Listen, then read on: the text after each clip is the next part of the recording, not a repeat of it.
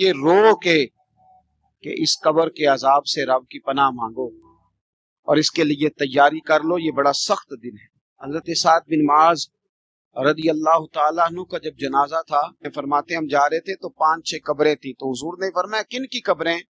ہم نے عرض کی یا رسول اللہ صلی اللہ علیہ وسلم یہ کافروں کی قبریں۔ نبی پاک علیہ السلام نے فرمایا جو مسلمان جمعے کے دن یا جمعے کی رات کو فوت ہو، حدیث کے راوی حضرت ابو ہریرہ رضی اللہ تعالی عنہ، حضور صلی اللہ تعالی علیہ وسلم نے فرمایا جو شخص بیماری سے فوت ہوا، جو بندہ سورہ ملک پڑھتا ہے، سنن ترمذی میں حضرت ابن عباس سے روایت ہے کہ حضور صلی اللہ علیہ وسلم کے ایک صحابی نے ایک جگہ خیمہ لگایا تو وہاں سورہ ملک پڑھنے کی آواز آتی۔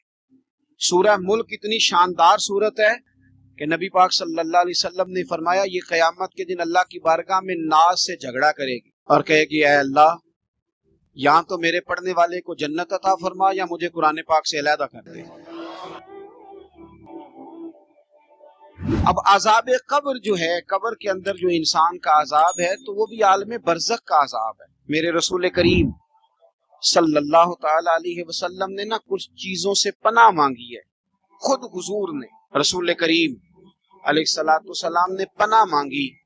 حضور فرمانے لگے اے اللہ مجھے کنجوسی سے، بخیلی سے پناہ عطا فرما، اور حضور نے باقاعدہ پناہ مانگی ہے کہ اے اللہ مجھے ارذل العمر ہونے سے پناہ میں رکھ، جب عمر اتنی زیادہ ہو جائے کہ وجود کے حصے کام کرنا چھوڑ جائے، اس سے پناہ مانگی۔ اور خود میرے نبی پاک علیہ السلام نے قبر کے عذاب سے پناہ مانگی۔ یہ تعلیم امت کے لیے کہ تم بھی پناہ مانگو عذاب قبر سے۔ قبر کا عذاب برحق ہے، قبر کے لیے تیاری کر کے رکھنا، اپنی قبر کو یاد رکھنا، مر جانے کو یاد رکھنا۔ حضرت سعد بن معاذ رضی اللہ تعالیٰ عنہ کا جب جنازہ تھا تو صحابہ کرام فرماتے ہیں حضور نے نماز جنازہ کی امامت فرمائی تو قبر کے تیار ہونے میں کچھ دیر تھی، تو رسول کریم صلی اللہ علیہ وسلم زمین پر بیٹھ گئے اور ایک لکڑی سے حضور زمین کوریدنے لگے۔ ہم محو انتظار تھے کہ اللہ کے رسول صلی اللہ علیہ وسلم سر مبارک اٹھائیں، ہمیں کو نصیحت کریں۔ فرماتے حضور نے سر اقدس اٹھایا تو حضور کی آنکھوں میں آنسو تھے، اور رو کے حضور فرمانے لگے، رو کے کہ اس قبر کے عذاب سے رب کی پناہ مانگو اور اس کے لیے تیاری کر لو، یہ بڑا سخت دن ہے۔ رو کے حضور نے فرمایا، رو کے۔ آج تو لوگ مذاق بنا، کچھ فقیر صوفی درویش کہلانے والے بھی وہ کہتے ہیں جو مولوی بتا رہے ہیں نا قبر میں بچھو ہوں گے، سانپ ہوں گے، یہ تو مولوی اپنی قبر بتا رہا ہے، تمہارا اس سے کیا لینا دینا ہے۔ خدا سے ڈرے۔ وہ چیزیں جو احادیث مبارکہ میں آ گئیں جس سے نبی پاک نے ہمیں ڈرایا، ہمیں سمجھایا، آپ اس تنبیہ کو، اس نصیحت کو آپ اس رنگ میں لیں گے کہ مذاق بنایا جائے گا دین کا، بجائے اس کے کہ اس سے ڈرا جائے۔ حضرت سیدنا براء بن عازب رضی اللہ تعالی عنہ ارشاد فرماتے ہیں کہ میں نے نبی پاک صلی اللہ تعالی علیہ وآلہ وسلم سے خود اس بات کو سنا ہے، خود رسول کریم صلی اللہ علیہ وسلم نے فرمایا۔ حضرت زید بن ثابت رضی اللہ تعالی عنہ بھی اس بات کے راوی ہیں، فرماتے ہم جا رہے تھے تو 5-6 قبریں تھی، تو حضور نے فرمایا کن کی قبریں؟ ہم نے عرض کی یا رسول اللہ صلی اللہ علیہ وسلم یہ کافروں کی قبریں، یہ صحیح مسلم میں حدیث موجود ہے، کفار کی قبریں۔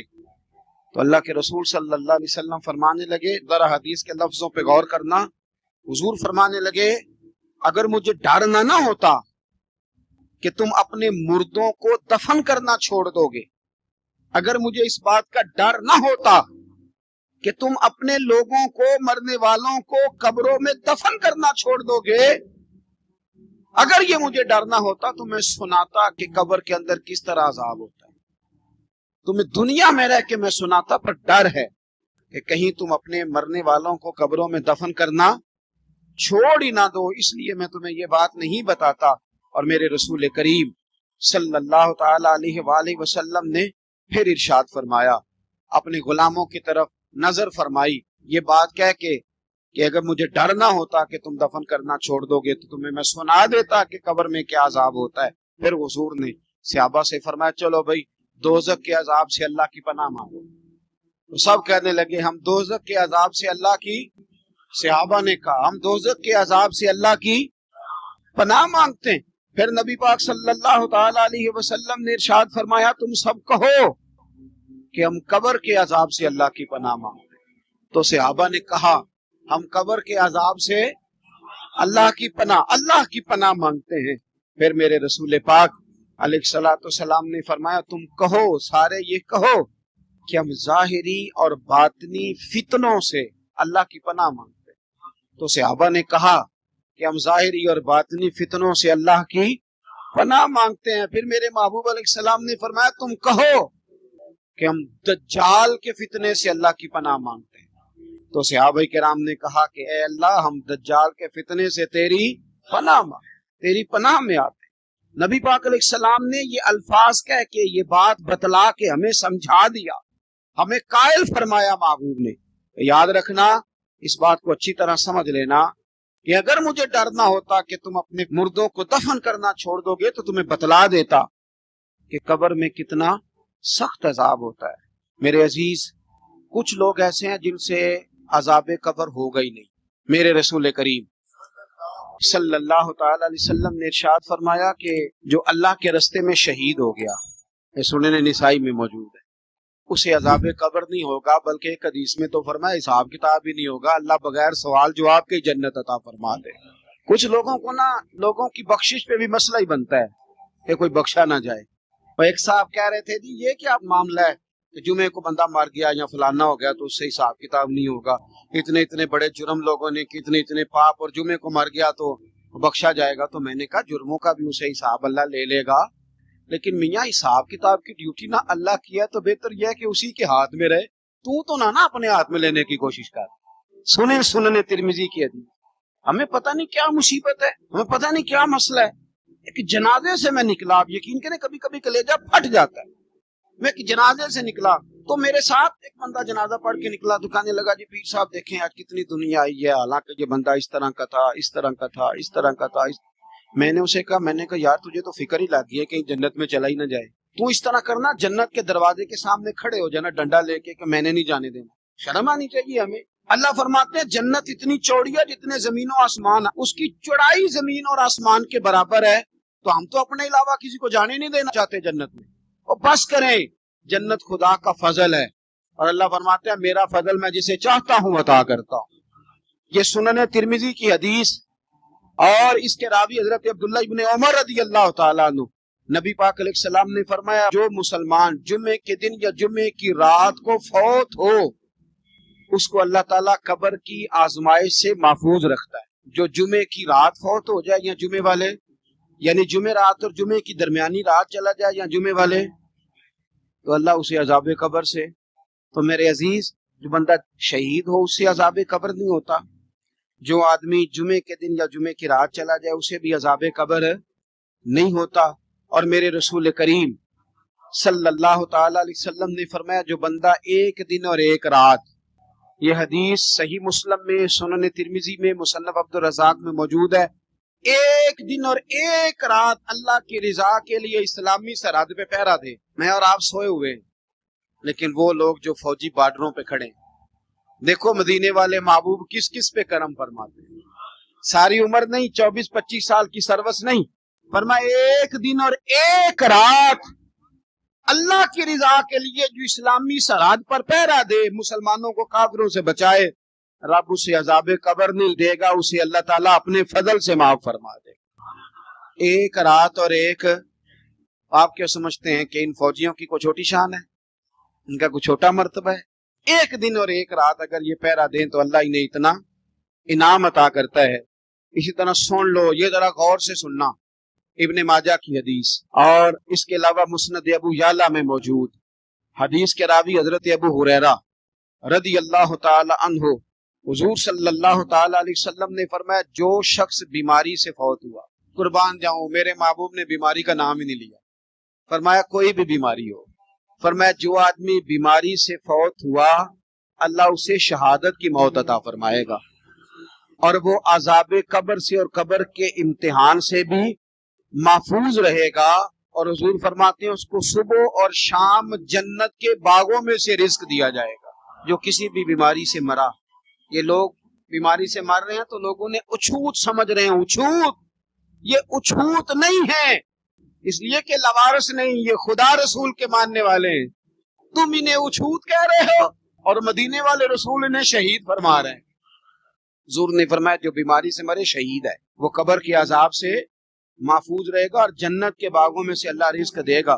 لوگ کہتے ہیں دیکھو جی بڑا تانگ ہو کے دنیا سے گیا ہے، تو اس بندے کو بھی عذاب قبر نہیں ہوتا۔ اسی طرح جو بندہ سورہ ملک پڑھتا ہے، سنن ترمذی میں حضرت ابن عباس سے روایت ہے کہ حضور صلی اللہ علیہ وسلم کے ایک صحابی نے ایک جگہ خیمہ لگایا تو وہاں سورہ ملک پڑھنے کی آواز آتی، کوئی بندہ پڑھنے والا نظر نہیں آتا تھا۔ جب حضور کی بارگاہ میں عرض کیا تو فرمایا وہاں قبر تھی اور قبر کے اندر بیٹھ کے میرا صحابی سورہ ملک کی تلاوت کر رہا ہے۔ اگر ہمیں خسرہ نمبر یاد ہو جاتا ہے نا اپنی جگہ کا، اور ہمیں پتہ ہوتا ہے کہ میرے والا حصہ کتنے کروڑ کا ہے، اگر ساری کہانیاں ہمیں یاد ہوتی ہیں تو سورہ ملک بھی ہمیں یاد ہو سکتی ہے۔ موبائل پہ اس کو ریکارڈ کر لیں، پھر اس کو سنیں کبھی بھی سورہ ملک میں۔ اور ہمارے سلسلہ عالیہ میں تو سورہ ملک وظیفہ ہے۔ ہمارے الوظیفۃ الکریمہ میں اعلیٰ حضرت نے لکھا ہے کہ رات کو سورہ ملک اور سورہ یاسین کے بغیر سونا نہیں۔ سورہ ملک اتنی شاندار سورت ہے کہ نبی پاک صلی اللہ علیہ وسلم نے فرمایا یہ قیامت کے دن اللہ کی بارگاہ میں ناز سے جھگڑا کرے گی اور کہے گی اے اللہ یا تو میرے پڑھنے والے کو جنت عطا فرما یا مجھے قرآن پاک سے علیحدہ کر۔ میرے رسول کریم علیہ السلام نے مومن کی قبر کا حال بھی بتایا۔ سنن ترمذی میں، صحیح ابن حبان میں حضرت ابو ہریرہ رضی اللہ تعالیٰ عنہ بیان کرتے ہیں کہ حضور صلی اللہ علیہ وسلم نے فرمایا جب میت کو قبر میں رکھا جاتا ہے تو اس کے پاس سیاہ رنگ والے اور نیلی آنکھوں والے دو فرشتے آتے ہیں اور اس کو اٹھا کے بٹھاتے ہیں۔ باقی حدیثوں میں 3 ہی سوال ہیں، لیکن اس حدیث میں حضور نے فرمایا انہوں نے بس میرے بارے میں ہی پوچھنا ہے، اٹھا بس میرے بارے میں صرف یہ پوچھنا ہے بتا مدینے والے محبوب کے بارے میں دنیا میں کیا کہا کرتا ہے۔ تو اعلیٰ حضرت بریلوی تو کہتے ہیں میں نے تو کہہ دینا ہے سرور کہوں کہ مالک و مولا کہوں تجھے، باغ خلیل کا گل زیبا کہوں تجھے، تیرے تو وصف عیب تناہی سے ہیں بری، حیراں ہوں میرے شاہ میں کیا کیا کہوں تجھے، لیکن رضا نے ختم سخن اس پہ کر دیا، خالق کا بندہ خلق کا آقا کہوں تجھے۔ اور پیر میر علی شاہ صاحب کہتے ہیں میں نے وہاں یہ کہنا ہے کہ مکھ چند بدر شاہ شانی ہے تے متھ چمک دی لاٹ نورانی ہے، کالی زلف تے اکھ مستانی ہے، مخمور اکھی ہیں مد بریاں، سبحان اللہ ما اجمل کا ما اکمل کا ما احسن کا، تے کتھے میرے علی کتھے تیری ثنا، مشتاق اکھی کتھے جاڑی۔ تو نبی پاک علیہ السلام فرماتے ہیں میرے بارے میں پوچھیں گے، میرے بارے میں۔ ویسے بھی ایک سوال لازمی ہوتا ہے نا، یہ والا سوال لازمی ہے، من ربو کا پوچھ کے نا تو جنت جہنم کا فیصلہ نہیں، ماں دینو کا پوچھ کے جنت جہنم کا فیصلہ۔ ہاں بات اگر ختم ہونی ہے تو مدینے والے کے سوال پہ ختم ہونی، اس لیے کھل کے نعتیں پڑھا کرو اور راج کے درود پڑھا کرو، یہ بات یاد رکھیں۔ یہ فیصلہ حضور کی ذات پہ ختم ہونا ہے۔ وہ شکایتیں کرتے ہیں نا لوگ آ کے، تو ایک بچی کو ہمارے ہاں داخل کرانے کے لیے ایک صاحب لے کے آئے تو کہنے لگے بڑا عرصہ اسے فلانے مدرسے میں داخل کرایا، سوائے نعتوں کے کچھ بھی نہیں سیکھا اس نے۔ تو میں انہوں آخیا چاچا جی جڑی اصل کام سی وہ تو سیکھ گئی ہے نا تہاڈی بچی، قرآن و سنت بھی حضور کی نعت ہی ہے، لیکن آپ کو پتہ ہے کہ بات ختم مدینے والے کی نعت پہ ہی ہوتی ہے۔ حضور کا پیار اصل ہے، تو حضور فرماتے ہیں میرے بارے میں پوچھا جائے گا، وہ کہے گا کہ ان کے بارے میں کیا پوچھتے ہو، اشہد ان لا الہ الا اللہ واشہد ان محمدن عبدہ ورسولہ، تو فرماتے ہیں پھر اسے نا ایک طرف کھڑکی کھولی جائے گی تو جہنم کا دروازہ دکھایا جائے گا اور اسے کہا جائے گا اگر تو سوالوں کے صحیح جواب نہ دیتا تو دوزخ میں جاتا، لیکن اب تو نے صحیح جواب دیے ہیں۔ تو حضور فرماتے ہیں اس کی قبر 70 گز چوڑی اور 70 گز لمبی کر دی جائے گی۔ مسجد میں اے سی والے حال میں جگہ مل جائے تو بندہ بڑا سکھی رہتا ہے، اور صبح جائے بینک اور پہلی لائن میں موقع مل جائے تو بندہ بڑا سکھی رہتا ہے کہ میرا جاتے ہی کام ہو گیا۔ او خدا کے بندے، قبر بندے کی قبر، مکان اچھی سوسائٹی میں اچھا خستہ اور سستا مل جائے تو بندہ کہتا ہے کہ سودا بڑا بھارے دا لب گیا، بھائی بڑا کمال ہو گیا، مزہ نہیں آ گیا۔ قبر 70 گز لمبی اور 70 گز چوڑی، اور یہ ترمذی شریف پڑھ رہا ہوں، بڑی مزیدار حدیث۔ نبی پاک صلی اللہ علیہ وسلم فرمانے لگے پھر اس کی قبر کو نور سے بھر دیا جائے گا۔ حضور کو پہچان گیا نا، قبر نور سے بھر دی گئی اور جب 70 گز لمبی کر دی گئی تو بڑے پیارے لفظ ہیں حدیث کے۔ حضور فرماتے ہیں وہ بندہ پھر فرشتوں سے ایک بات کہے گا، عربی میں بھی ہے اردو میں بھی ہے، وہ میرا دل کرتا ہے پنجابی میں بتاؤں۔ وہ نا فرشتوں سے وہ بندہ کہتا ہے جب قبر ہو گئی نا 70 گز لمبی 70 گز چوڑی اور نور سے بھر گئی، قربان جائیں، حضور فرماتے ہیں وہ مردہ وہ جو قبر میں پہنچا ہے، جب اس کی قبر کو یہ شان ملتی ہے تو فرشتوں سے پتہ کیا کہتا ہے؟ کہتا ہے میں گھر نہ دسا وہاں جا کے، یہ ذرا گھر نہ بتاؤں دوڑ کے، یہ ذرا میں اپنے گھر بتاؤں بھاگ کے کہ اللہ نے بڑی خیر کر دی، اپنی اماں نو دسا وہاں، میں بچوں کو بتا کے آؤں کہ موج بن گئی ہے، میں بتاؤں اپنی بیوی کو، بتاؤں اپنے بہن بھائیوں کو، میں گھر نہ دسا وہاں۔ قربان جائیں میرے رسول کریم فرماتے ہیں فرشتے اس سے کہتے ہیں نہیں تو کسی کو نہ بتا، نم کا نومت العروس، تو اس طرح سو جا جس طرح پہلی رات کی دلہن سویا کر، وہ بڑے چاؤں میں سوتی ہے، وہ بڑے پریم میں سوتی ہے، نئی زندگی کا آغاز ہوتا ہے تو سوتی ہے، اور فرشتے کہتے ہیں اب تجھے وہی آ کے جگائے گا جو تیرے اہل میں تجھے سب سے زیادہ محبوب ہو، جو تجھے سب سے زیادہ محبوب ہوگا۔ میرا تو ایمان ہے کہ ہمیں تو قبر سے آ کے جگائیں گے بھی مدینے والے رسول، کہیں گے آؤ غلاموں چلیں، آؤ غلاموں۔ اور وہ کشمیر کے رومی وقت نے میاں صاحب نے کہا تھا بات مرندے قبر میری تے میرے پیرا جے کر پامے پھیرا۔ آپ حسن دیکھیں کلام کا اور انداز دیکھیں، بعد مرندے قبر میری تے میرے پیرا جے کر پامے پھیرا، تے قبر دے وچوں ہڈیاں اٹھ کے مجرا کر سن تیرا۔ ایک دفعہ آ تو صحیح، میں لوگوں کو وجد کر کے دکھاؤں، دیکھو نا وہ آ جائیں، وہ آئے ہیں میرے مزار پہ، آج دیکھو ذرا رنگ تو دیکھو کس طرح نرالا اور انوکھا ہو گیا، وہ خود آئے ہیں۔ مومن کی قبر جنت کا باغ بنے، اسے نوازا جائے گا، اسے دیا جائے گا، اسے عطا کیا جائے گا۔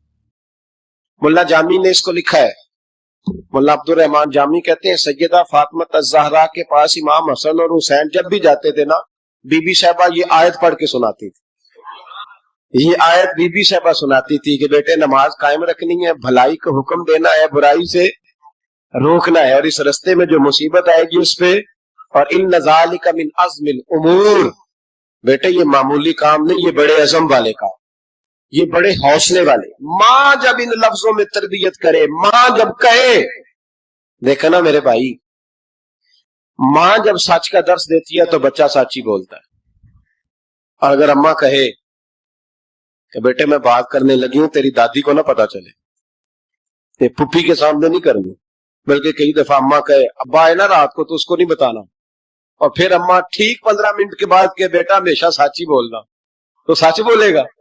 کیوں بولے؟ کیونکہ اس لیے کہ اماں نے اسے پہلے بتا دیا ہے کہ سچ یہ بات کرنی نہیں کسی سے، میں کر رہی ہوں پر تو نے کسی سے نہیں کرنی، تو آپ نے 3 لیکچر تو اس کو جھوٹ کے دے دیے، اب اگر آپ اسے کہیں سچ بول تو وہ بولے گا۔ آپ نے خود کہا کہ بیٹے یہ ٹیلی فون اٹھا، اس بندے کے پیسے دینے، اس فون سن، اس کو کہنا کہ میرے ابا جی فون گھر میں بھول گئے۔ پھر دروازے پہ دستک ہوئی، آپ اندر بیٹھے تھے، بچے سے کہا کہ جا کے باہر کہہ دو کہ ابا جی گھر میں موجود ہے، پھر آپ نے ٹھیک ہے 1 گھنٹے کے بعد اس کو سچ کا لیکچر دینا شروع کر دیا، بولے گا سچ؟ وہ بھی پھر جائے گا نا جب اپنے دوست کے گھر، تو ٹیلی فون ابا جی کا آئے گا تو دوست کو دے کے کہے گا ابا جی سے کہے کہ وہ ٹیلی فون میرے پاس بھول گیا ہے، کیونکہ یہ آپ نے پٹی پڑھائی ہوئی۔ یاد رکھیں گھر کے اندر جب تک آپ کا کردار، آپ کا اخلاص، آپ کا درد، حضرت غوث پاک جیلانی پیر بعد میں بنے، عالم بعد میں، اگرچہ پیدائشی ولی تھے، لیکن غوث اعظم کہتے ہیں میں نے سبق استاد کے پاس بعد میں پڑھا، میں نے حضرت ابو سعید مخزومی کے ہاتھ پر بیعت بعد میں ہوا، خلافت بعد میں ملی، سارا کچھ بعد میں ہوا۔ پہلے دن جب گھر سے نکلا، ابا جی میرے وصال کر گئے تھے، کہتے ہیں میری ماں نے، سید زادی نے مجھے گود میں لیا اور میرا ماتھا چوم کے کہنے لگی عبد القادر ایک وعدہ میرے ساتھ کر، زندگی میں تیری زبان سے جھوٹ نہیں نکلنا چاہیے، تیری زبان سے جھوٹ ہے۔ اور غوث پاک فرماتے ہیں جب میری ماں میرے ساتھ یہ بات کر رہی تھی تو میری ماں رو رہی تھی، رو رہی تھی۔ کبھی رو کے بھی کسی نے نصیحت کی ہے بچوں کو؟ حضرت غوث اعظم رضی اللہ تعالیٰ عنہ فرماتے ہیں مجھ پر میری ماں کی بات طاری ہو گئی، طاری ہو گئی میری ماں کی بات۔ وہ میری ماں نے آنسوؤں کے اندر لپیٹ کر جو مجھے تحفہ دیا تھا نا سچ کا، وہ میرے ذہن پر، دل پر، روح پر چھا گیا۔ اور ڈاکو جب لوٹنے آئے تو 100 دینار کپڑوں میں سلا ہوا تھا، وہ کبھی کسی نے ڈاکوؤں کو بھی بتایا کہ پیسے ہیں تو لے لو؟ یہاں تو شریعت بھی بڑی ساری گنجائش دیتی ہے کہ بچاؤ اپنا مال، لیکن غوث اعظم رضی اللہ تعالیٰ عنہ فرماتے ہیں ماں نے مجھے آنسوؤں میں لپیٹ کر دیا تھا، لپیٹ کر کے سچ بولنا ہے۔ تو مائیں عظیم ہو تو پھر بیٹے بھی عظیم ہی ہوتے ہیں، ماں عظیم ہو تو بیٹا بھی پھر عظیم ہی ہوتا ہے۔ لپیٹ کر سچ کا تحفہ دیا تھا۔ تو سیدنا غوث پاک فرماتے ہیں جب انہوں نے آ کے کہا نا کہ تیرے پاس کیا ہے، تو میں نے کہا 100 دینار ہے۔ اس نے جیبیں بھی کھولی، ہاتھ بھی کھولے، جوتے بھی اتارے، پگڑی بھی کھلوائی، کوئی شے نہ نکلی۔ تو کہتے ہیں وہ سردار کے پاس لے گیا، کہنے لگا سردار یہ عجیب بچہ ہے، کہتا ہے 100 دینار ہے، سارا ڈھونڈ لیا ملے نہیں، تو یہ جھوٹ بول رہا ہے۔ تو کہتے ہیں جب اس نے کہا نا جھوٹ بول رہا ہے، تو حضرت غوث اعظم کہتے ہیں مجھے جلال آیا، غصہ۔ میں نے کہا خبردار یہ بات نہ میرے ساتھ آج کے بعد کرنا، میں جھوٹ نہیں بولتا، یہ میرے قریب نہیں آ سکتا، خبردار۔ یہاں بچوں کو غصہ تب آتا ہے جب مرضی کا برگر نہ ملے، غوث اعظم کو غصہ کب آیا؟ خبردار سارا کچھ کر، آج کے بعد یہ لفظ نہ کہنا میں جھوٹ بولتا ہوں، عبد القادر جھوٹ نہیں بول سکتا، ہو ہی نہیں سکتا۔ اس نے کہا پھر بتا پیسے کدھر ہیں؟ تو حضرت غوث اعظم نے بٹن کھولے اور الٹ کر کے کرتا کہنے لگے میری ماں نے سیے تھے۔ 12 سال کے غوث پاک، ایک روایت ہے 14 سال۔ یہ ہم لوگ اس کو کہانی سمجھتے ہیں، کہانی نہیں بھائی، یہ واقعہ اگر تیرے میرے سامنے ہو تو اللہ کی عزت کی قسم کھاتا ہوں میں اور آپ بھی توبہ کر دیں، کیونکہ وہ واقعہ نہیں ہو رہا تھا، وہ کیفیات تھی، وہ طاری تھا سارا کچھ اس وقت۔ غوث اعظم رضی اللہ تعالیٰ عنہ کا یہ پیسے 14 سال یا 12 سال عمر مبارک ہے، ڈاکو اس کا سردار کہتا ہے مجھے 22 سال ڈاکے مارتے ہو گئے تھے، اور 14 سال کا بچہ عشق لگا سی کھیڈا کھیڈ دی۔ 14 سال کا بچہ غوث اعظم نے پلٹ کے دکھا یہ پیسے۔ تو ڈاکو کا سردار کہتا ہے کہ پتہ نہیں مجھے کیا ہوا کہ بچے کے جذبات کس طرح کے ہیں، افکار کس طرح کے ہیں، خیالات کس طرح۔ کہتا کہ کہاں جا رہے ہو؟ کہا میں علم سیکھنے بغداد جا رہا ہوں۔ تو کہا بیٹا دنیا پیسے چھپاتی ہے، تو نے بتایا کیوں؟ تو حضرت غوث اعظم نے پیسے اتار کے پھینکے، کہنے لگے پیسے تو رکھ، میں اس لیے بتا رہا ہوں کہ ماں سے وعدہ کر کے آیا ہوں کہ سچ بولوں گا، لے پیسے تجھے دے رہا ہوں۔ ڈاکوؤں کا سردار کہتا ہے بچے کی اتنی عمر نہیں، اتنے مجھے پاپ کرتے سال گزر گئے، اور اس بچے کا ماں سے کیا ہوا وعدہ مجھے بدل گیا۔ میں دوڑ کے پیچھے گیا، میں نے کہا عبد القادر مجھے بھی یار بغداد ہی لے چل۔ کہا وہاں کیا کرنا ہے؟ کہا جس استاد کے پاس تو آگے بیٹھ کے پڑھے گا میں اس کے پیچھے بیٹھ جایا کروں گا، چلو بڑھاپے میں بھی کو رٹا لگا کے قرآن و سنت سیکھ جاؤں گا۔ تو کہتے ہیں تجھے کیا ہوا؟ کہنے لگے عبد القادر تو ماں سے کیا ہوا وعدہ نہیں توڑتا، میں رب سے کیے ہوئے وعدے توڑ رہا ہوں، توبہ میری۔ ڈاکوؤں سے کہنے لگے جاؤ کوئی سردار اور بنا لو، مجھے تو ماں بیٹے کا رشتہ جیت گیا ہے، یہ ماں بیٹے کا رشتہ مجھے جیت کے لے گیا، میں جیت گیا ماں بیٹے کے رشتے میں، یہ مجھے فتح کر گئے، تم کوئی اور سردار بنا لو۔ تو 22-23 ڈاکو تھے، پیچھے آ کے بیٹھ کہنے لگے سردار اگر گناہ اکٹھے کیے ہیں تو نیکیوں میں اکیلا تو نہ چھوڑ۔ او بھائی ماں بیٹے کا رشتہ اور ماں بیٹے کی تربیت، تو 14 سال کا بچہ توبہ کرا جاتا ہے، پر مصیبت یہ ہے کہ ہم وہ مائیں تیار کرنے میں کامیاب نہیں ہو سکے، لیکن ہم نے سدا ناکام نہیں رہنا، مائیں تیار کرنی ہے۔ مائیں تیار یہ والا مطالبہ نا بیوی سے کرتے ہیں کہ میری بیوی فٹافٹ صحیح ہو جائے، بیٹی سے کریں یہ مطالبہ، بہن پر کریں یہ محنت، یہ والی میرے حضرت خنساء رضی اللہ تعالی عنہا، جناب خنساء حضور کی ایک صحابیہ ہیں، انہوں نے بعد میں کلمہ پڑھا۔ دور جاہلیت میں ان کا ایک بھائی قتل ہو گیا تھا، انہوں نے اپنے بھائی کے جانے پر قتل ہونے پر ایک مرثیہ کہا تھا۔ وہ مرثیہ اتنا مشہور تھا کہ جہاں بھی پڑھا جاتا لوگ اپنا کوئی جانے والا یاد کر کے رونے لگ جا۔ ہمارے ہاں تو اب نعت خانوں نے رواج بنایا نا، جس کے گھر میں کوئی فوتگی ہوتی ہے اسے اور زیادہ رلاتے ہیں۔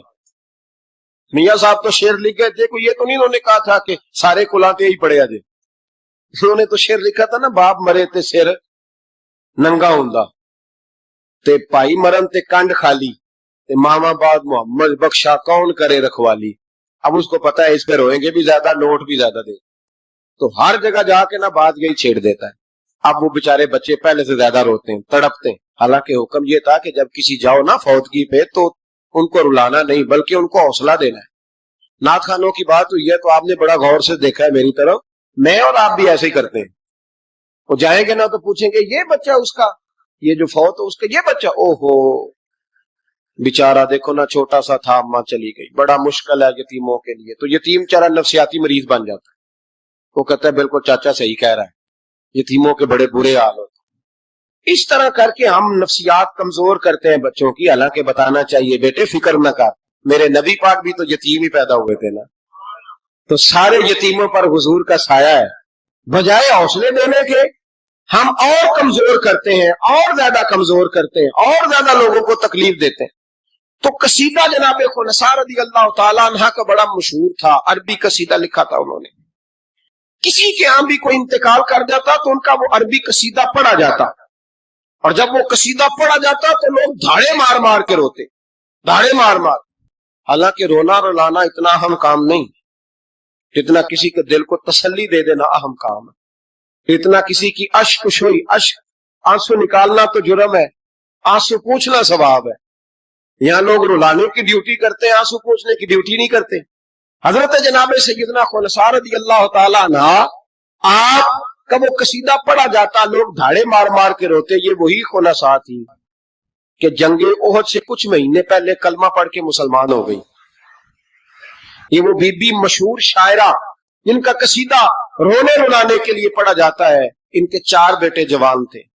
ओहद के लिए जब रसूल रहमत सल्लल्लाहु अलैहि वसल्लम ने ऐलान किया ना, फौजी आए, माए बहनें बच्चे तैयार करें भेजें, तो इनकी सहेलियां कहने लगी कलमा तो तू पढ़ गई है, तेरे बच्चे भी पढ़ गए हैं, पर तेरा सबको पता है तेरे बच्चे कोई नहीं जाएंगे। इसलिए कि एक भाई के जाने पर तूने कसीदा लिखा है तो आज तक पढ़ा जा रहा है, तो 4 बच्चे कैसे तेरा नहीं जाता। जनाब खुलसा चुप है। जब जंगे उहद के लिए सिपाही और मुजाहिद निकलने लगे तो 4 बेटे लेके चौक में आ गई। वो बीबी जिसका रोना धोना मशहूर था, वो अपने बच्चों को चौक में खड़ा करके कहती इधर देखो, कसम है मुझे अल्लाह की इज्जत की, मैंने तुम्हारे बाप के साथ, ये माँ लेक्चर दे रही है और चौक में दे रही है ताकि दुनिया को पता चल जाए। जनाब खुलसा का खुतबा मदीने के चौक में, कहने लगी मुझे अल्लाह की इज्जत की कसम, मैंने जाहिलियत के जमाने में भी तुम्हारे बाप के बिस्तर को कभी नापाक नहीं किया, कभी नापाक नहीं किया। मैंने तैयब और ताहर बच्चे पैदा किए, और मैंने तुम्हें अपने सीने से अपने अपने वजूद की खुराक तुम्हें दी, दूध पिलाया। मेरे बच्चों, सारा जमाना जानता है कि मैं किसी की जुदाई नहीं सह सकती।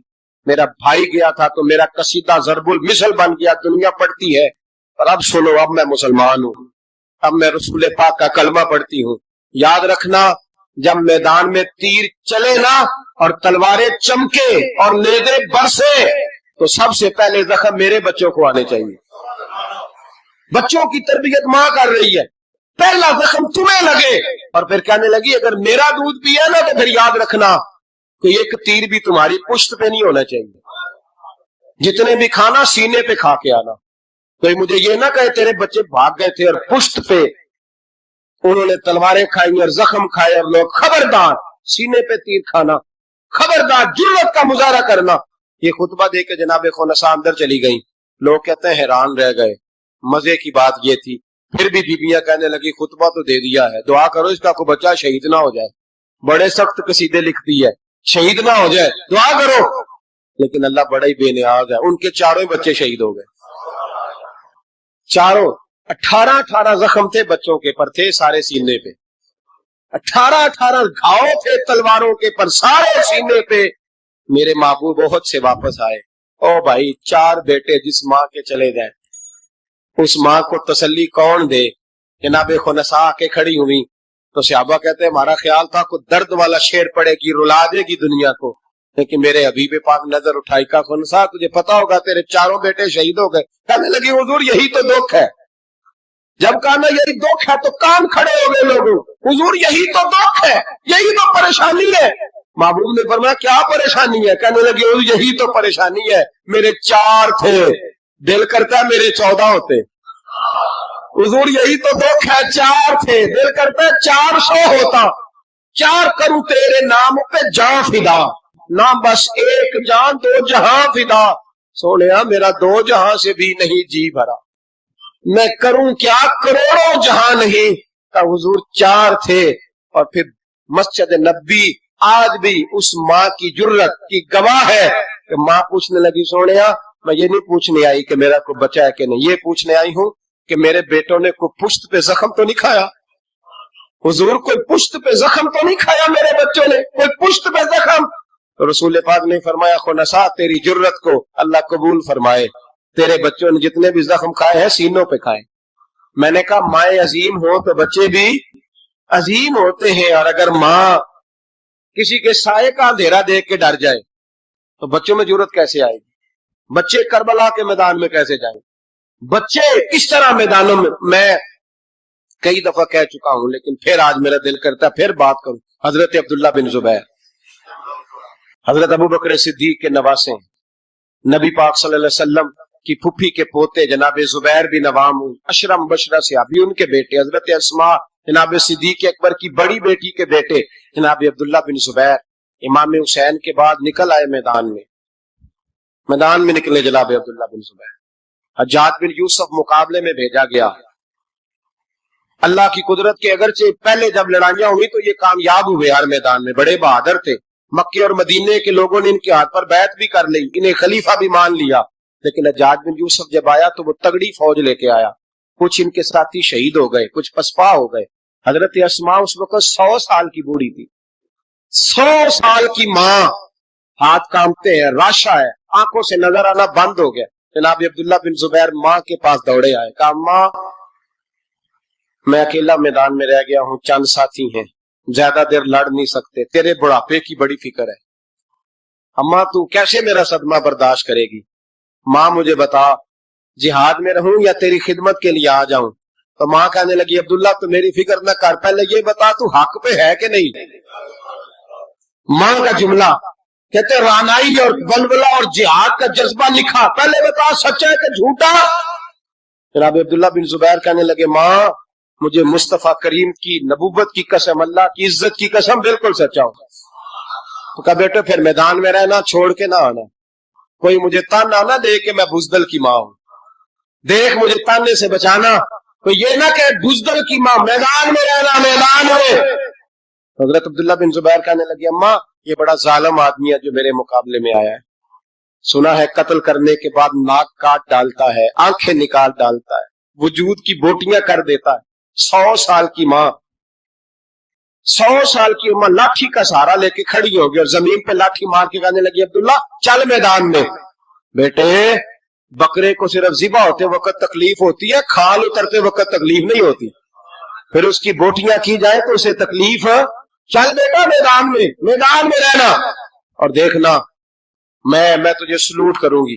حضرت عبداللہ بن زبیر میدان میں گئے، شہید کیے گئے، مکہ المکرمہ کے چوک میں، جنت المعلا جہاں آج قبرستان ہے، اس کے چوک میں آپ کی لاش کو لٹکایا گیا۔ میں پہلے بھی بات کر چکا ہوں، آج عنوان آ گیا تو اشارہ کرنا ہے۔ ایک دن حضرت اسماء گزری، 14 دن ہو گئے لٹکے ہوئے، تو ایک شخص ان کے کان میں کہنے لگا اماں ابھی تک تیرا بچہ لٹکا ہے، حجاج نے دفن نہیں ہونے دیا۔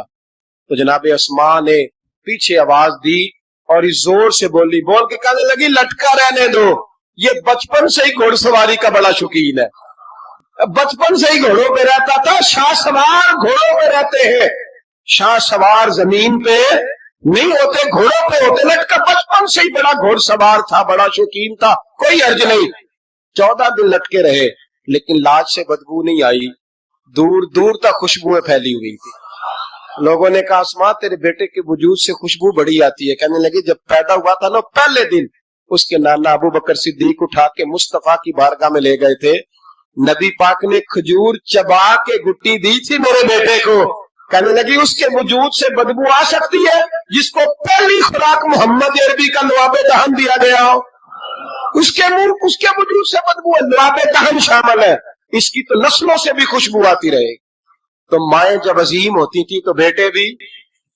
حضرت وہب ابن منبے کے پاس مزدور آ گئے، مزدور، ہم سارے بڑے پریشان، اور جب جا کے اماں کو دکھ سناتے اماں تھوڑی اور رو پڑتی ہے، حالات اور خراب ہو جاتے ہیں، زیادہ خراب ہو جاتے۔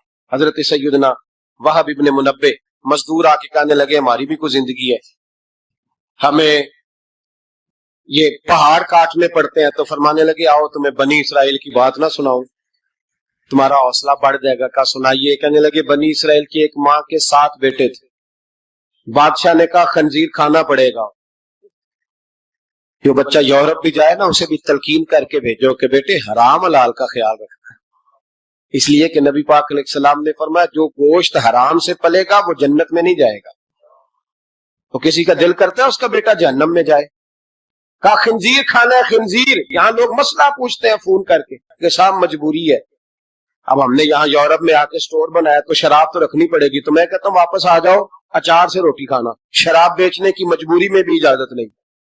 مجبوری میں بھی شراب کا دھندا کرنے کی اجازت. آ جاؤ اچار ڈال لو. میری اماں تو کہا کرتی تھی کہ گرمیوں میں اچار ڈال لو اور بڑولے میں گندم ڈال لو پھر خیر صلی اللہ سارے سال کی. تو آؤ اچار ڈالو گندم ڈالو گزارا صحیح ہوگا کوئی حرج نہیں. لیکن شراب بیچنے کی مجبوری میں بھی اجازت. بول کے بتائیں بول کے گواہی دے. شراب بیچنے کی مجبوری میں بھی اجازت ہے. بالکل اجازت نہیں قطعاً اجازت نہیں. وہاں ابن منبہ کہنے لگے کہ ماں کو کہا گیا کہ خنزیر کا گوشت تیرے بچے نہیں کھاتے تو فساد برپا ہوتا ہے ملک کے اندر. بادشاہ کافر تھا تو خنزیر کھانا پڑے گا. تو ماں کہنے لگی یہ نہیں کھائیں گے. تو بادشاہ نے ماں کی آنکھوں کے سامنے بڑا بیٹا قتل کیا پھر چھوٹا قتل کیا. وہاں ابن منبہ کہتے ہیں بنی اسرائیل کی اس بی بی کے سامنے 6 بیٹے قتل ہوئے. 6 بیٹے صرف کس بات پر کہ خنزیر کا گوشت کھانا ہے. تو ماں نے کہا نہیں میں اپنے بچوں کو حرام کھانے کی اجازت. حالانکہ شرعی مسئلہ ہے جان بچانے کے لیے گنجائش ہے لیکن جو ڈٹ جائے گا وہ بڑا شہید ہوگا. اس کا درجہ پھر بڑا ہوگا. 7ویں بیٹے کی باری آئی تو ماں کی آنکھوں میں آنسو ٹپکے. 6 بیٹے قتل ہوئے تو اماں روئی بھی نہیں. وہاں بھی ابن منبہ کہتے ہیں بادشاہ کہنے لگا کہ اب نرم ہو گئی ہے. 6 بیٹے اکٹھے قتل ہو گئے. کہنے لگا اس کو سائڈ پہ جا کے سمجھا لے ہے بھی چھوٹا. اگر یہ کھا لے گا گوشت خنزیر کا معاذ اللہ تو میں چھوڑ دوں گا. کم از کم تیرے بڑھاپے کا ایک سہارا تو رہ جائے گا. تو اماں بیٹے کو کونے میں لے گئی. جا کہنے لگی بیٹا ماں ہوں نا ایک آنسو نکل آیا کیا کروں مجبور ہوں. لیکن یاد رکھنا اگر میرا دودھ پیا تو میں نے تمہیں حلال کا دودھ پلایا ہے. حرام کا لقمہ نہیں جانا چاہیے. ماں مسکراتی ہوئی بچے کو لے کے آئی تو بادشاہ کہنے لگا سمجھا دیا. کہنے لگی سمجھا دیا وہی کرے گا جو میں نے کہہ دیا ہے وہی کرے گا جو میں نے. تو بادشاہ نے گوشت رکھا خنزیر کا لا کے سامنے. تو بچے نے اٹھا کے گوشت بادشاہ کے منہ پہ پٹکا اور پٹک کے کہنے لگا ہمیں کمزور سمجھتا ہے. جو خدا کی توحید والے ہو وہ کمزور نہیں پڑا کرتے. کہا یہ سمجھایا تھا. کہا نہیں سمجھایا تو ذرا زیادہ تھا پر اس کے ہاتھ ہی صرف پلیٹ آئی ہے. سمجھایا تو ذرا زیادہ تھا پر صرف جو چیز ہتھیار تھی وہی مارنی تھی نا. تلوار اس کے قبضے میں تھی نہیں ورنہ تیری گردن اتار دیتا. حضرت وہاب ابن منبہ فرمانے لگے ماں بھی شہید ہو گئی اور 7واں بیٹا بھی شہید ہو گیا. لیکن کہتے ہیں وہ 7 نے جب جان دی تو پھر فوجیں آئی پھر انقلاب آیا. پھر وہ جو بادشاہ لوگوں کو خنزیر کھلایا کرتا تھا وہ قتل ہوا. پھر بنی اسرائیل میں انقلاب آیا. او بھائی اگر امام علی مقام رضی اللہ تعالیٰ عنہ کی اماں انہیں تیار نہ کرتی. یہ دیکھیں نا میں اپنی بات نہیں کرتا. علامہ اقبال کہتے ہیں لوگ اقبال کہتے ہیں فارسی کلام اقبال کا اسرار بے خودی. اقبال کہنے لگے میرے پاس لوگ آ کے کہتے ہیں حسین کے خون میں بڑا کمال ہے. تو میں کہتا ہوں نہیں فاطمہ کے دودھ میں بڑی تاثیر ہے. کہتے ہیں لوگ مجھ سے آ کے کہنے لگے کہ حسین کا حوصلہ بڑا ہے. تو میں نے کہا نہیں فاطمہ رضی اللہ تعالیٰ عنہ کی تربیت ہی بڑی شاندار ہے. بڑی شاندار تربیت ہے. ماں فاطمہ ہو اور بیٹے حسن اور حسین نہ ہو تو یہ کیسے ہو سکتا ہے. یہ دلیری ہے یہ ہمت ماں کی دی ہوئی ماں کا دیا ہوا حوصلہ جو میدان کربلا میں لا کے کھڑا کیا. ایک بزرگ گزرے سفیان بن عینیہ. ان کی اماں نے نا اپنے بچے کو کہا جا دین سیکھ. بہت بڑے محدث ہیں. کہتے میں غریب تھا. میری ماں نے جب استاد کے پاس بھیجا تو کہنے لگی بیٹے اپنے استاد سے نا سبق بعد میں پڑھنا استاد کی نوکری پہلے کرنا اور دیکھنا خدمت کرنا. ہمارے استاد تھے بزرگ تھے سید مراتب علی شاہ صاحب. حضرت محدث اعظم پاکستان مولانا سردار احمد صاحب رحمۃ اللہ علیہ کے وہ شاگرد تھے. اب تو ہر بچے کو شکایت ہے نا استاد کام بڑا کراتے ہیں. جی مجھے کل بھی انہوں نے بھیجا تھا 2 فوٹو کاپیاں کرا کے لے آؤں. اسکول سے گیا تھا میں موٹر سائیکل پہ گیا 2 فوٹو کاپیاں پوری کرائی ہیں مجھ سے حالانکہ پیسے بھی انہوں نے دیے. پھر بھی بڑا کام کراتے ہیں، استاد کے پاس نہیں پڑھنا۔ سید مراتب شاہ صاحب فرماتے ہیں کہ میں چھٹی آیا، چھٹیاں ہوتی تھی شعبان میں، تو میرے والد سید غلام حسین شاہ صاحب رحمۃ اللہ تعالیٰ علیہ کہنے لگے مراتب علی آ گئے ہو؟ میں نے کہا حضور مدرسے میں چھٹیاں ہو گئی۔ تو کہنے لگے تیرے استاد کو بھی چھٹیاں ہو گئی ہیں؟ کہا نہیں حضور وہ تو گھر ہی ہے۔ تو کہنے لگے سارے شاگرد آ گئے؟ کہا ہاں۔ کہنے لگے بیٹے تو واپس جا کے ان کی خدمت کر، ان کی ڈیوٹی کر، اس لیے کہ تو ان کی ڈیوٹی کرے گا نا جو دعا تجھے وہ ملے گی نا، وہ دعا تیرے علم کو تیرے حق میں نفع بخش کر دے گی۔ حضرت سفیان بن عینیہ والدہ کہنے لگی بیٹا دین پڑھنا؟ کہا ہاں۔ تو کہتے ہیں اماں نے خود پگڑی باندھی میرے سر، علماء والا لباس پہنایا، کہنے لگی پہلے استاد سے اخلاق آداب سیکھنا پھر علم سیکھنا۔ اور میری ماں کہنے لگی بیٹا ایک لفظ بیچ کر بھی دین کا دنیا نہ کمانا۔ تو میں نے کہا اماں میں کھاؤں گا کیسے؟ تو کہتے ہیں میری اماں نے نا چرخے کے اوپر چادر دی ہوئی تھی، وہ چادر اتار دی۔ کہنے لگی بیٹا جب تک میری ہمت ہے میں چرخہ چلاتی رہوں گی، تیرے خرچے پورے ہوتے رہیں گے۔ تو کہتے ہیں ساری زندگی حضرت سفیان بن عینیہ کہتے ہیں ماں نے چرخہ کاتا اور میں نے رسول اللہ کا دین پڑھا اور دین پڑھایا۔ کچھ چیزیں ایسی ہوتی ہیں جو کہتی ہیں کہ آج چھٹی نہیں کرنی، آج دور تک چلنا ہے۔ کچھ مضمون بھی جمعے کے ایسے ہوتے ہیں جو کہتے ہیں مجھے ختم نہیں کرنا، باتیں ذرا لمبی چلنی چاہیے۔ میں آپ کا لحاظ کرتا ہوں، میرے سجن بڑے سیانے میرے سامنے گھڑی لگائی ہے انہوں نے، سمجھدار لوگ اس طرح کے کام کرتے ہیں نا جی۔ ایک دن میں نے یہ بھی دیکھا کہ اس گھڑی میں اور اس گھڑی میں تھوڑا فرق ہے، وہ 2-3 منٹ آگے ہے۔ کبھی کبھی یہ پیار کے ساتھ نا معاملات ہوتے رہتے ہیں، لیکن الحمدللہ یہ واحد مسجد ہے جس میں کوئی بندہ گھڑی نہیں دکھاتا۔ میرے خیال میں شاید یہ اور بھی ہوں گی، کوئی بندہ یہاں گھڑی نہیں دکھاتا الحمدللہ، بلکہ مجھ سے شکوہ ہی ہوتا ہے لوگوں کا کہ آپ جلدی چھٹی کر دیتے ہیں، تھوڑا زیادہ چلنا چاہیے۔ لیکن کچھ مضمون ایسے ہوتے ہیں میرا دل کرتا ہے لمبے چلیں، آپ یقین کریں میرا دل کرتا ہے، ایسے لگ رہا ہوتا ہے جیسے میں اپنی بات کر رہا ہوں، ایسے لگ رہا ہوتا ہے جیسے یہ ایک ایسی کہانی ہے جو دل کرتا ہے دور تک چلے، لیکن میں نہیں لمبا لے کے جاؤں گا، میں چیزوں کو سمجھتا ہوں، وقت میں رہوں گا۔ چھلک چھلک کے میرے سامنے روایتیں آ رہی ہیں، واقعات آ رہے ہیں، چیزیں آ رہی ہیں۔ ایک درویش کی بات کر کے سمیٹنے کی طرف حضرت ابراہیم بن یزید نخعی رحمت اللہ تعالی حجاج بن یوسف نے جب بڑے ظلم کیے نا تو ایک شخص اٹھا حضرت ابراہیم بن یزید نخعی رحمت اللہ، جنہوں نے حجاج کے خلاف فتویٰ دیا کہ ظالم ہے، پھر تقریریں کی کہ ظالم ہے۔ لوگ سمجھتے ہیں کہ علماء کی تقریروں سے کیا ہوتا ہے، علماء کی تقریروں سے انقلاب آ جاتا ہے۔ آپ یقین کریں علماء کا قلم تلوار سے زیادہ کام کر دکھاتا ہے۔ فتویٰ بھی دیا، تقریریں بھی کی، اس قدر زیادہ ان کے فتوے کی نقلیں تیار کر کے بانٹی گئی کہ حجاج پریشان ہو گیا۔ سپاہیوں کہنے لگا گرفتار کر کے لاؤ ابراہیم بن یزید نخعی، جہاں ملے گرفتار کرو۔ سپاہی گرفتار کرنے گئے۔ علماء اور مشائخ سے جو لوگ پیار کرتے ہیں نا، وہ روح کی گہرائیوں سے پیار کرتے ہیں، جانے دیتے ہیں اپنے بزرگوں کے ناموں پر۔ لوگ ان کو اٹھا کے لے گئے، کہا بابا جی ہم حفاظت کریں گے، دور ان کو کہیں چھپا دیا۔ فتویٰ ان کا دھڑا دھڑ چل رہا، اور بھی کوئی بات وہ کرتا تو آپ فتویٰ دیتے، وہ چھپ جاتا، وہ چھپ کے اپنی ڈیوٹی کر رہے ہیں، اور ایک کونے میں بیٹھے ہیں مورچے میں، پھر بھی ان کا جو نظام ہے وہ پورا عروج پہ ہے، حجاج کی کرسی کانپ رہی ہے۔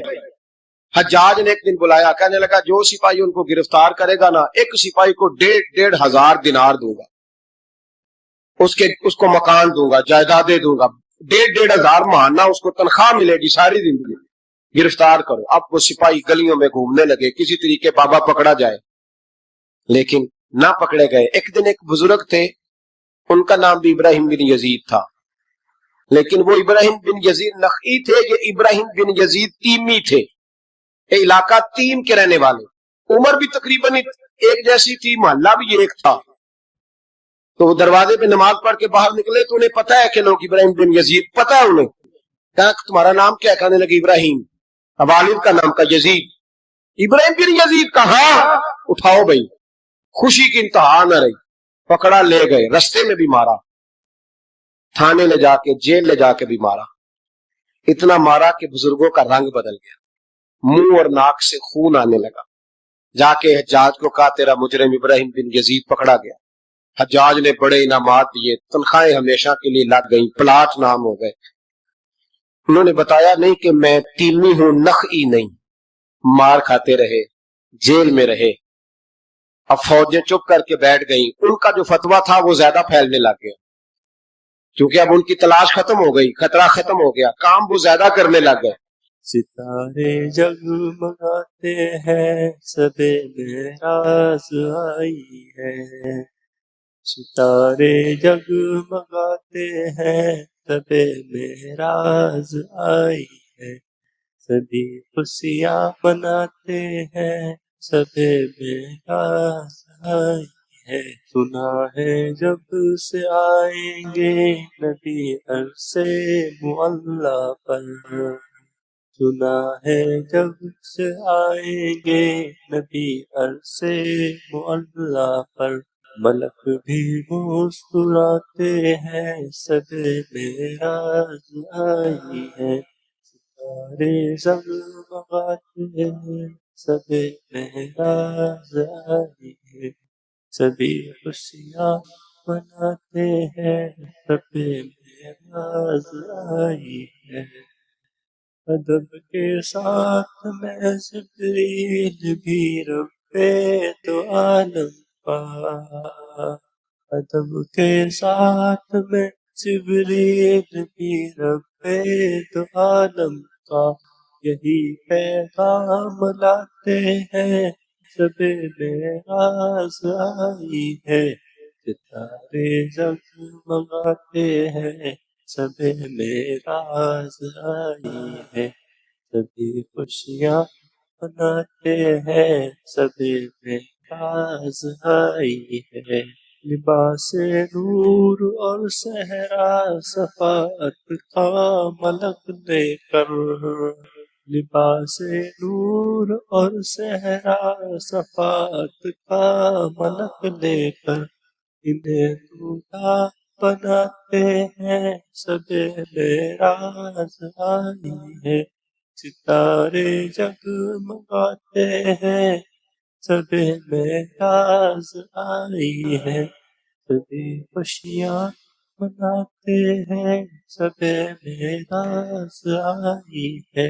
سراپا معجزہ رب نے بنا کر ان کو بھیجا ہے، سراپا معجزہ رب نے بنا کر ان کو بھیجا ہے، تبھی تو عرش جاتے ہیں۔ یہاں یہ گرفتار ہو گئے، حالات بڑے کٹھن ہوئے، کچھ علاقوں میں کچھ جیلیں سخت ہوتی ہیں۔ حجاج بن یوسف نے دماس نام کی جیل بنائی ہوئی، اس جیل میں جناب ابراہیم بن یزید تیمی کو ڈال دیا۔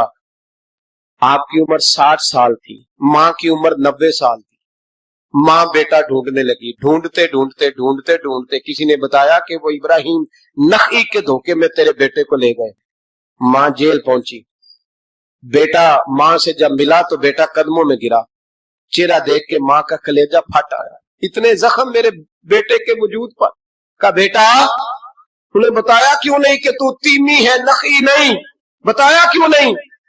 تو جناب ابراہیم تیمی نے ماں کے منہ پہ ہاتھ رکھا، اماں چپ کر جا، میں ایک جاہل آدمی ہوں، میرے وجود سے امت کا فائدہ کوئی نہیں، وہ رسول اللہ کے دین کا چمکتا ہوا چراغ ہے۔ اماں ان کی وجہ سے کتنے سینے روشن ہیں، کتنے دلوں میں ایمان کی تازگی ہے، کتنی آنکھوں میں رسول اللہ کی محبت کا نور ہے۔ اماں ابراہیم بن یزید نخعی کی وجہ سے ظالم کانپ رہے ہیں، ڈر رہے ہیں، اور مظلوم اٹھتے ہیں کہ ہمارا بھی کوئی ہے نام لینے والا۔ اماں نہ، میری وجہ سے اگر وہ بچ سکتے ہیں تو میں کہیں جانے دینے کو تیار ہوں، مہربانی کر اماں، تو نے نہیں کہنا، تو نے کسی کو بتانا نہیں۔ ماں کہنے لگی بیٹا تو نبی پاک کے دین کے غلام پر جان دینے لگا؟ کہا ہاں۔ اماں کہنے لگی پھر میں کسی کو بتاؤں گی نہیں، بلکہ میں تیرے حوصلے کی دعا مانگوں گی۔ اور ماں کہنے لگی بیٹا اگر قیامت کے دن اللہ نے مجھ سے پوچھا نا کہ تیرے بیٹے نے تیرے حق ادا کیے کہ نہیں کیے، تو میں کہوں گی مالک میں اپنے بیٹے سے بڑی راضی ہوں، اور اللہ میرے بیٹے کو بغیر حساب کتاب جنت دے، میں تیرے لیے دعائیں مانگوں۔ ماں تسلی دے کے بیٹے کو گھر آ گئی۔ حضرت ابراہیم تیمی کو اتنا مارا کہ 3 دن کے بعد جیل میں شہید ہو گئے۔ جب وہ شہید ہوئے، حجاج بن یوسف رات کو خواب دیکھتا ہے کہ آج تیری سلطنت میں کوئی جنتی فوت ہو گیا، جنتی فوت ہو گیا، جنتی تھے۔ حجاج نے پورے ملک میں پتہ کرایا تو کہا ایک ہی بندہ فوت ہوا ہے جو جیل میں تھا۔ تو حجاج آئے وہاں. جس وقت حجاج وہاں پہنچا نا, سرانے آ کے میت کے کھڑا ہوا, اسی وقت ایک تازہ فتویٰ آیا, کیونکہ حضرت ابراہیم نخعی کو نہیں خبر تھی کہ میری جگہ پہ وہ بندہ شہید ہو. تازہ فتویٰ آیا کہ سنا ہے آج صبح ایک اور بندہ اس کے تشدد سے قتل ہو گیا, مسلمانوں پہ ضروری ہے اس ظالم کے خلاف اٹھے. جب فتویٰ پڑھا تو نیچے دستخط تھے. ابراہیم بن یزید نخعی کہنے لگا ظالم ہو, یہ تو خواب میں نے دیکھے جنتی بہت ہو گیا, تو یہ اگر ابراہیم نخعی نہیں تو یہ فتویٰ کس کا آیا ہے؟ تو لوگوں نے کہا حضور پہلے بھی ہمیں کسی نے بتایا تھا یہ تیمی ہے نخعی نہیں. یہ بولے نہیں, ان کے نام پہ جان دے گئے. کہنے لگا پھر پکڑو ابراہیم نخعی کو. تو حضرت سعید بن جبیر پیچھے کھڑے تھے, کندھے پہ ہاتھ رکھ کہنے لگے حجاج بس کر بس کر, آپ ان کے پیچھے فوجیں نہ دوڑانا. جن کے نام پر جان دینے والے جنتی ہیں اس بزرگ کی اپنی شان کتنی ہوگی.